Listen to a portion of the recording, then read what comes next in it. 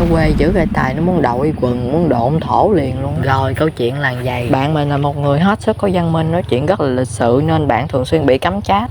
Đây là lần thứ N bạn bị cấm chat. Bỗng nhiên mình vô phở bò mình thấy cái nick y hệt bạn mình luôn. Cái mình nhắn thử coi phải bạn mình không. Với sự tự tin 100% thì mình tin chắc đây là bạn của mình mới đổi cái nick mới. Càng nhắn với nhau thì mình cảm thấy đây là chắc chắn là bạn mình rồi, 100% không đâu mà chối cái. Mình nhắn hỏi người đó là đây là phải nick mới bạn mới bị cấm chat không? Cái người ta cũng đúng rồi. Y như bạn mình luôn, cách nói chuyện y hệt có khác cái gì đâu. Đến lúc này là mình khẳng định 100% đây là bạn mình rồi.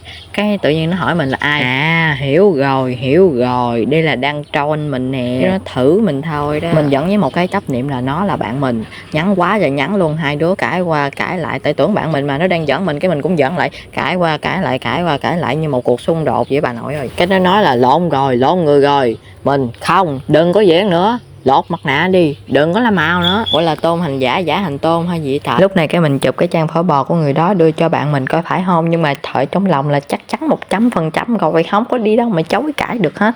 Cái nó trả lời là lộn rồi, không phải, đứng tìm chết lặng. Hiểu rồi, hai người này thông đồng lừa gạt tôi đúng không? Tôi biết mà. Cái mình nhắn nó thông đồng đúng không? Không, chắc quớt luôn. Cái bạn mình nó mới nói là giờ nó không có còn xài phở bò nữa, tại nó bị cấm chat nhiều quá thì nó khóa tài khoản luôn rồi. Trời ơi, thấy ghê vậy. Vậy từ nãy giờ người tôi nhắn là ai Tài? Thấy ớn hả bà Thơ? Bà nói thiệt hả bà Thơ? 1000 vạn câu hỏi đặt cái trong đầu. Một cú sốc quá lớn mà tôi phải chịu. Ủa là tự giờ chửi lộn người luôn hả trời? Chửi lộn mà lộn thiệt luôn. Trời ơi, anh gì ơi thôi mà anh hãy bỏ qua giùm tôi. Qua rồi thôi, quên thật nhanh, hãy bỏ qua giùm tôi. Trời ơi, lúc đó nó quê mà ta nói hắn muốn độn thổ luôn á trời ơi. Cái mình quay lại mình xin lỗi người ta quá trời luôn, may là người ta tha lỗi cho chứ không mà trời ơi. Ôi con sông quê, trời ơi nó quê mà nó nhục nhã quá đi. Nên mọi người rút kinh nghiệm từ mình nha, có nhắn ai thì hỏi cho kỹ nha, chứ không là sai một ly là đi một dặm đó. Mà có khi nào nó đang lừa mình nữa không ta?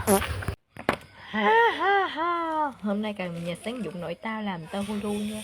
Ủa phải không ta? Tu hula. Ủa trái cây bọc đường đó. Rồi bước đầu tiên là mình sẽ lấy cái trái cam. Tại không có trái cam. Ủa lộn, tại vì nhà hết đồ rồi còn có trái cam mà. Xong rồi cái mình xiên vô. Đó, cái mình xiên vô. Cái mình xiên vô. Cái xong cái là đó là vậy đó. Cái xong cái mình lấy cái cân tiểu ly ra, cân tiểu ly giới hạn 100 kg, cân cái là đi. Lộn cân tiểu ly giới hạn 5 kg.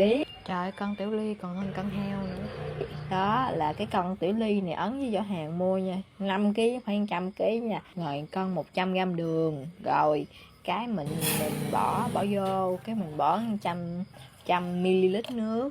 Đó, thành công rồi đó, thành công rồi. Trời ơi, thành công mỹ mãn luôn còn gì đâu. Trời ơi, tôi đổ chuột, trời này ăn sao được. Ủa quên tắt máy quay.